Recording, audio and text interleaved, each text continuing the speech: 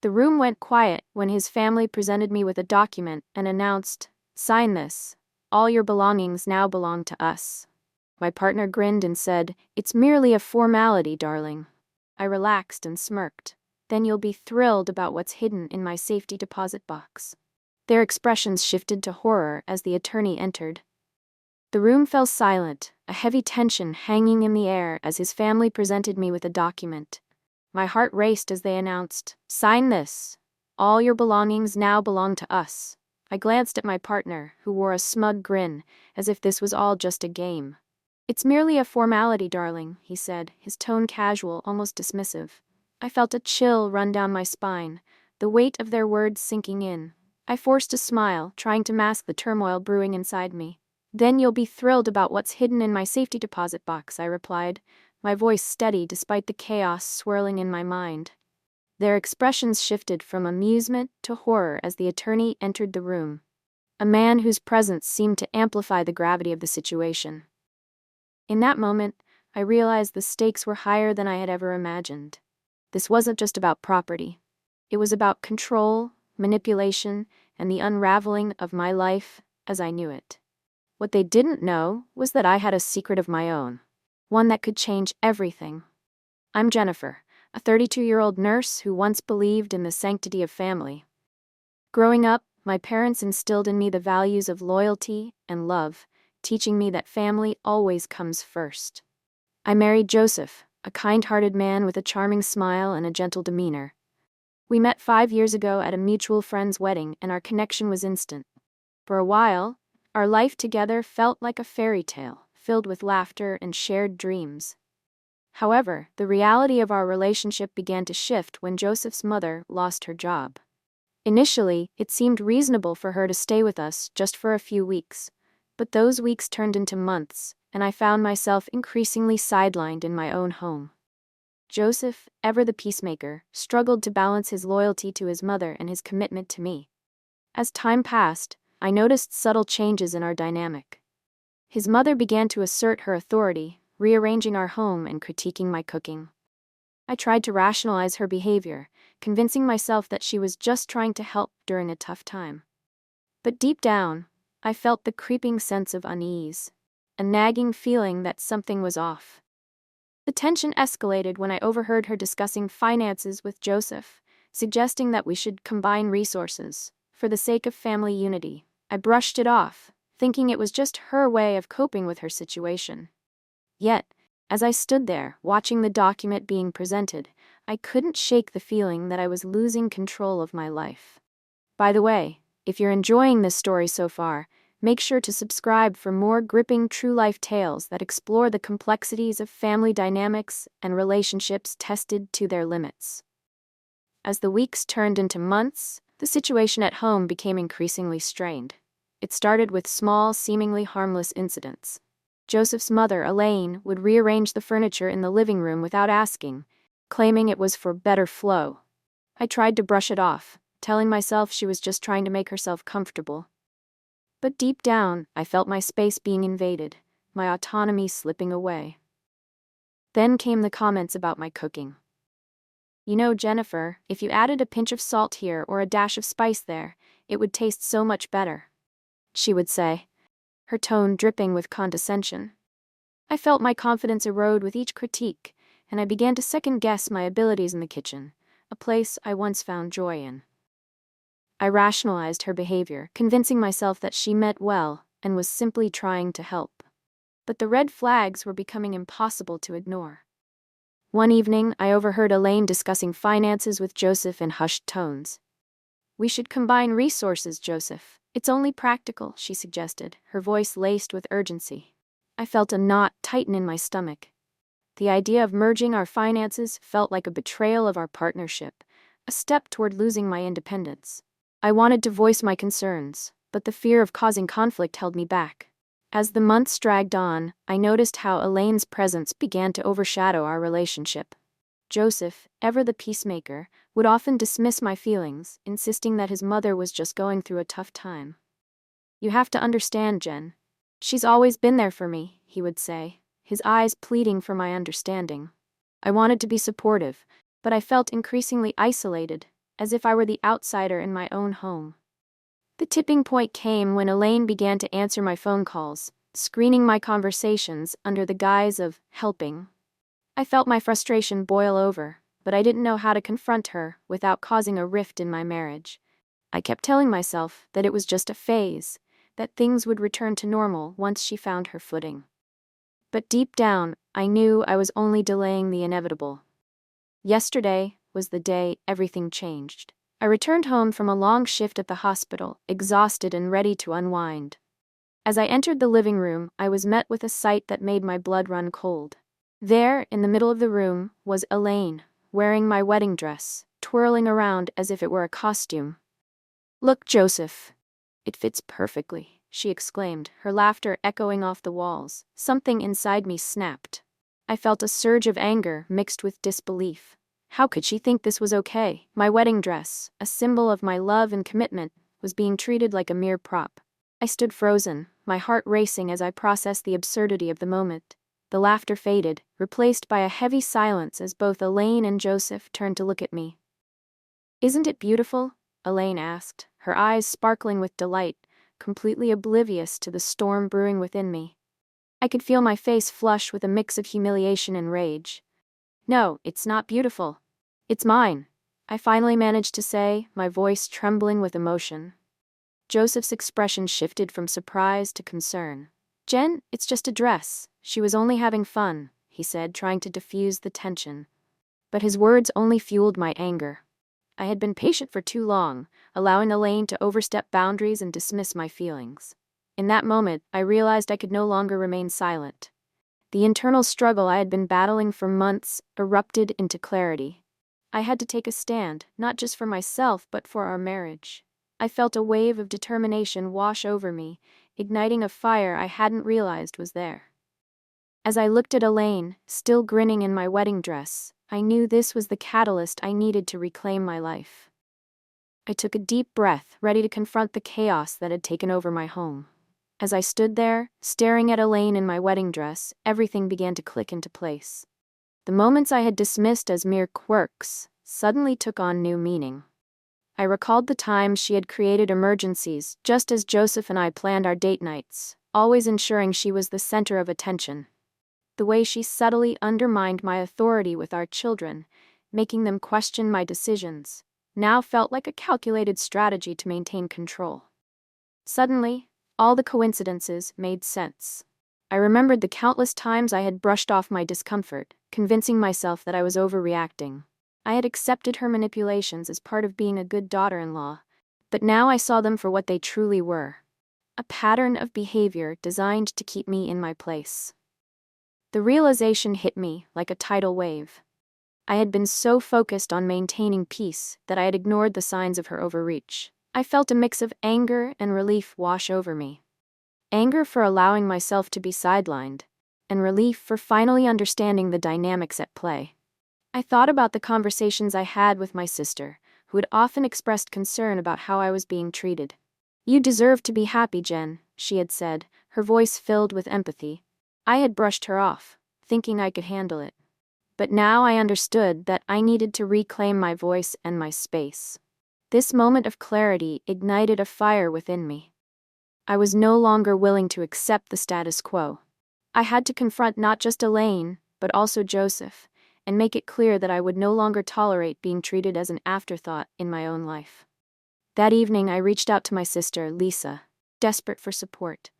We had always been close, but I hadn't shared the extent of my struggles with her. As I recounted the events of the day, I felt a weight lift off my shoulders. "I can't believe she wore your wedding dress," Lisa said, her voice filled with disbelief. "That's beyond disrespectful, Jen. You need to stand up for yourself." For the first time, I voiced my concerns about Elaine's behavior and how it had affected my relationship with Joseph. "I feel like I'm losing him to her," I admitted, my voice trembling. "Every time I try to express my feelings, he brushes me off, saying I'm overreacting." Lisa listened intently, validating my feelings and offering her perspective. "You're not overreacting. You deserve to be heard and respected in your own home. It's not just about you, it's about your marriage too." Her words resonated deeply, reinforcing my resolve to take action. The next day, I decided to confront Joseph. I needed him to understand the toll his mother's behavior was taking on our relationship. I chose a quiet moment when we were both at home, hoping to avoid any distractions. "Joseph, we need to talk about your mom," I began, my heart racing. He looked up from his phone, a hint of concern in his eyes. "What about her?" I took a deep breath, feeling the support of my sister behind me. "I feel like I'm losing my place in our family. Elaine's behavior is crossing boundaries, and it's affecting us. I need you to see that." Joseph's expression shifted, and for the first time I saw a flicker of understanding. "I didn't realize it was that serious," he admitted, his voice softening. "But she's my mother, Jen. I can't just cut her off." "I'm not asking you to cut her off," I replied, my voice steady but firm. "I'm asking you to stand with me. I need you to recognize that her actions are hurting us. I can't keep feeling like a guest in my own home." He paused, the weight of my words sinking in. "You're right. I've been so focused on keeping the peace that I didn't see how it was affecting you. I'll talk to her." The atmosphere in the living room was thick with tension as I prepared to confront Elaine. I had spent the entire day rehearsing what I would say, but now that the moment had arrived, my heart raced. Joseph and I sat across from her, the air heavy with unspoken words. "Elaine, we need to talk," I began, my voice steady despite the anxiety bubbling beneath the surface. She looked up from her knitting, feigning innocence. "About what, dear?" "About your behavior in our home," I replied, my tone firm. "Wearing my wedding dress was crossing a line. It's not just a dress, it's a symbol of my marriage, and you treated it like a costume." Her eyes narrowed, and she leaned forward, her voice dripping with sarcasm. "Oh, come on, Jennifer. It was just a bit of fun. You're being overly dramatic." "Dramatic?" I echoed, incredulous. "You've rearranged my home, criticized my cooking, and now you've worn my wedding dress. This isn't just fun. It's disrespectful. I feel like a stranger in my own life." Joseph shifted uncomfortably, glancing between us. "Mom, maybe you didn't realize how this would affect Jennifer," he said, trying to mediate. Elaine scoffed. "I'm just trying to help. You two are so wrapped up in your little world that you can't see the bigger picture." I felt my frustration boil over. "The bigger picture? This is my life, Elaine. I'm not asking for much, just a little respect and space. I need you to understand that your actions have consequences." Her expression hardened, and she shot back. "And what about my feelings? I'm your family too, you know." "Family doesn't mean overstepping boundaries," I countered, my voice rising. "It means supporting each other, not undermining one another. I need you to recognize that I'm not just your daughter-in-law, I'm your equal." Joseph finally spoke up, his voice steady. "Mom, I love you, but Jennifer is right. We need to set boundaries. This isn't just about you anymore." Elaine's face flushed with anger. "So, you're choosing her over your own mother?" "No, I'm choosing our marriage," Joseph replied, his tone resolute. "I can't keep pretending everything is fine when it's not. We need to find a way to coexist without this constant tension." The room fell silent, the weight of his words hanging in the air. I could see the realization dawning on Elaine's face, but it was mixed with defiance. "Fine, if that's how you feel, maybe I should just leave," she said, her voice trembling. "Maybe that's what we need," I said, my heart pounding. "A little space to breathe and figure things out." That night, Joseph and I sat on the couch, the tension still palpable. "I didn't mean for it to come to this," he said, running a hand through his hair. "I just wanted to keep the peace." I turned to him, my heart aching. "But at what cost, Joseph? I felt invisible in my own home. You need to understand why I've been so upset." He sighed, looking down. "I know my mom can be overbearing, but she's always been there for me. After Dad died, she leaned on me so much, I promised to take care of her." "Joseph, I get that, but you can't sacrifice our relationship for her comfort," I replied gently. "You need to set boundaries, not just for me, but for yourself too." He looked up, his eyes filled with uncertainty. "I've never really thought about it that way. I just thought I was being a good son." "Being a good son doesn't mean losing yourself," I said, my voice softening. "You have to find a balance. We can support her without letting her control our lives." Joseph nodded slowly, the weight of my words sinking in. "You're right. I need to talk to her again, but I'm scared of how she'll react." "Just be honest," I encouraged. "Tell her how her actions affect us. It's time for her to understand that our family is changing. The next day, Joseph and I sat down to draft a plan. I want to set clear boundaries with my mom, he said, determination in his voice. I'll tell her that we need our space and that her behavior has to change. I felt a surge of hope. That's a great start. We can also discuss how we can support her without compromising our relationship. Joseph nodded, his expression resolute. I'll invite her over for dinner and have the conversation then. It's time she understands that I'm not a child anymore. As the day approached, I felt a mix of anxiety and anticipation.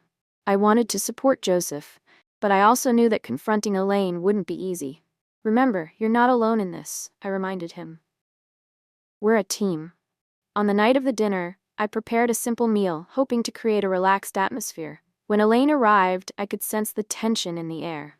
Joseph greeted her with a warm smile, but I could see the apprehension in his eyes.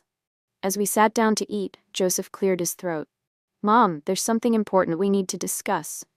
Elaine looked up, her fork paused midair. What is it? Jennifer and I have been feeling overwhelmed by some of your actions, he began, his voice steady. We need to set some boundaries to protect our relationship. Elaine's expression shifted from curiosity to defensiveness. Boundaries? What do you mean? I took a deep breath, ready to support him. We love you, Elaine, but we need our space.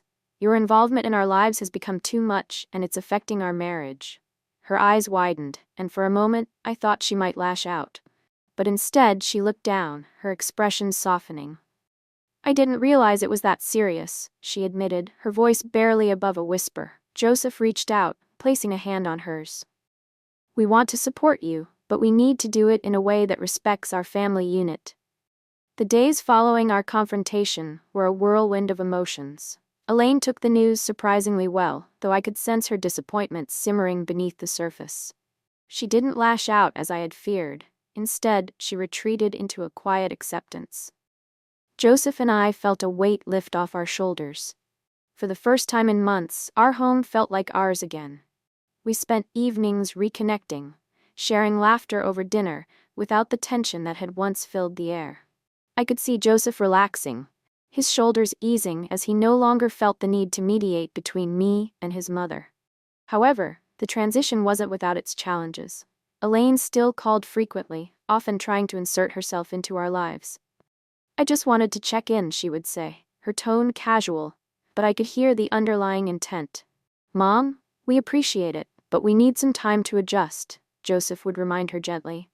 Each conversation was a reminder that setting boundaries was just the beginning. I found myself feeling a mix of relief and anxiety. While I was grateful for the newfound space, I worried about how long Elaine would respect our boundaries. But I also felt empowered, knowing that we were taking steps to protect our relationship. Months passed, and the changes we had implemented began to take root. Joseph and I grew closer. Our relationship strengthened by the challenges we had faced together. We learned to communicate more openly, discussing our feelings and concerns without fear of judgment. Elaine, too, began to adjust. While she still struggled with the idea of boundaries, she made an effort to respect our space. Our conversations shifted from confrontational to more constructive.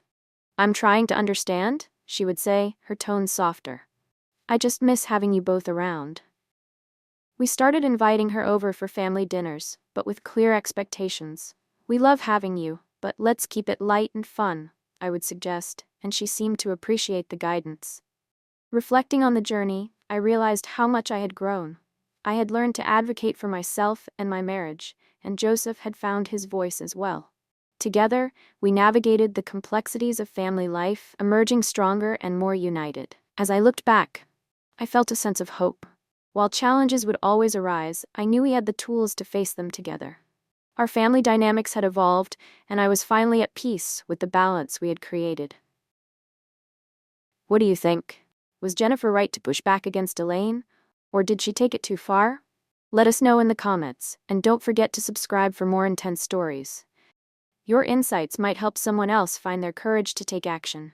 Together, we can create a supportive community that navigates the complexities of family dynamics. If you found this story relatable, please like this video, and join us for more engaging tales that explore the heart of family life.